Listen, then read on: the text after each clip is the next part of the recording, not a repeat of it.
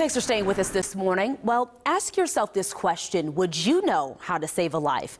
Well, that's the question an instructor asks his students before telling them the answer, making the organization this week's Bright Spot.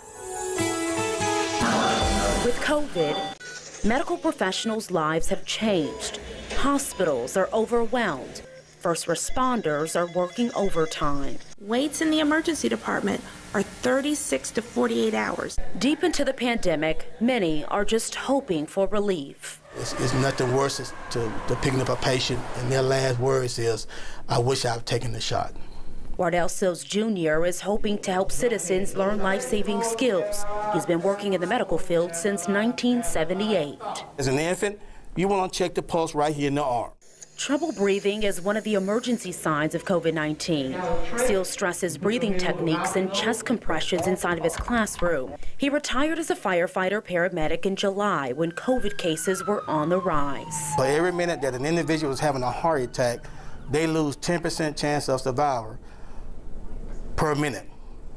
10% per minute.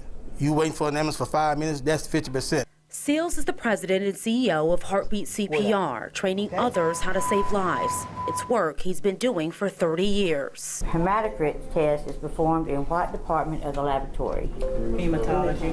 Hematology. Since the pandemic, Sills and his instructors have started an 8-week phlebotomy program, teaching how to draw blood, talk to patients, and earn a national certification as a phlebotomy technician. And I did pretty good with it, but I just desired to be certified.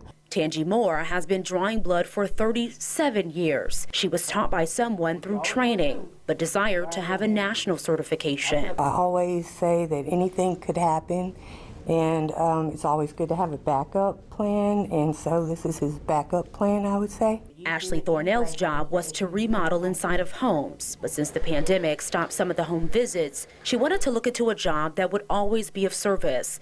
The pandemic encouraged her to start here and to start with her son. I'll be graduating, walking across the stage with my son, and he has honors too, so I mean, nothing better.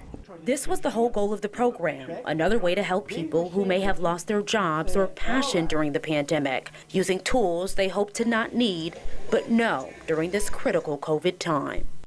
Oh yeah, well, Mr. Sills uses the American Heart Association's guidelines to teach. He will offer another Heartbeat CPR phlebotomy class in January.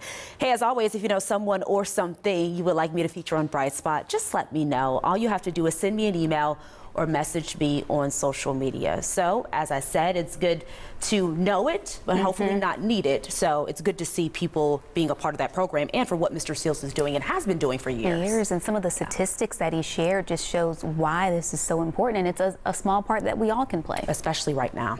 All right. Yeah. What a great Bright Spot. Thank you, Simone. Of course. Coming up on Daybreak.